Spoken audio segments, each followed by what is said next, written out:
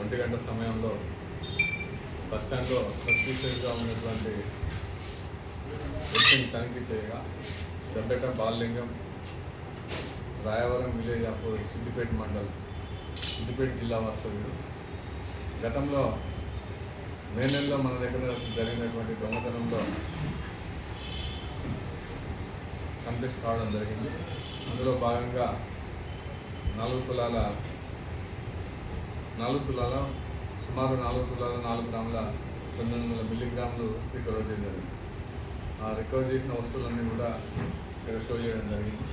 ముఖ్యంగా గతంలో ఇతను సుమారు 90 కేసులలో ఉండడం జరిగింది.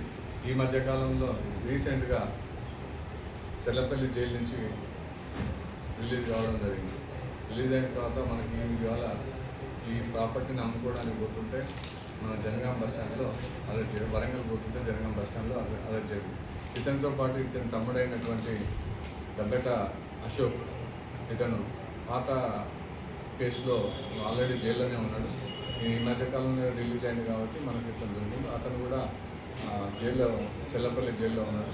అతను కూడా నెక్స్ట్ పీటీ వరంగల్లో ప్రొడ్యూస్ జరుగుతుంది. ఈ కేసుకు సంబంధించిన మన దగ్గర ఒక కేసు మాత్రమే చేయడం జరిగింది. గతంలో కూడా ఇంతకుముందు ప్రీవియస్లో మన వరంగల్ జిల్లాలో ప్లస్ హైదరాబాద్ ఎక్కువ దొంగతనాలు చేయడం జరిగింది. ఇతనిపై గజ్వేల్ పోలీసు వారు కూడా ఒక పీడీ యాక్ట్ నమోదు చేసి పంపడం జరిగింది. అందులో భాగంగా మొత్తం కేసెస్ అన్ని కూడా కొన్ని ఎక్స్పెల్ అని కొన్ని యాక్షన్ కూడా అని అవన్నీ కూడా విచారణలో భాగంగా ఈ కేసులు అరెస్ట్ చేసి పంపడం జరుగుతుంది.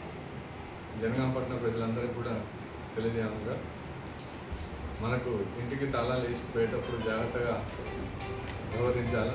అది తాళాలు బయటకు వేయకుండా లోపలికి వేసుకునే విధంగా ఉండాలా. ఏదైతే లైట్స్ ఆఫ్ చేయకుండా ఈ పేపర్ బాయ్స్ కూడా ఎవరైతే వేసే పేపర్ కూడా వేసి మట్టిగా ఉండకుండా చూసుకోవాలి. ముఖ్యంగా అన్నిటికంటే ముఖ్యంగా మీరు ఏదైనా ఇక్కడ జనగాంపట్నం నుంచి బయటకు వెళ్ళినప్పుడు కంపల్సరీగా పోలీస్ స్టేషన్కు ఇన్ఫార్మ్ చేయాల్సిందిగా కోరుతున్నాం. చేసిన తీసుకుంటే మా దగ్గర అయింది ఒకటే మొన్న అయింది, అంతకుముందు గతంలో అయింది కూడా దొరికింది. ఇది కూడా ప్రోగ్రెస్లో ఉంది, త్వరలో మీకు తెలియజేస్తాం. ఇప్పుడు ఇంటింటికి సీసీ కెమెరాలు ఏర్పాటు చేయాలి. అదేవిధంగా మన కలెక్టర్ గారు రీసెంట్గా కొన్ని సీసీ కెమెరాలు కూడా కొన్నింటికి ఫండ్స్ కూడా ఏర్పాటు చేయడం జరుగుతుంది. అన్నిటికంటే ముందు ముఖ్యంగా ఈ 22-23 వాట్స్లో ఒక 63 కెమెరాస్ ఇన్స్టాల్ చేయాలండి.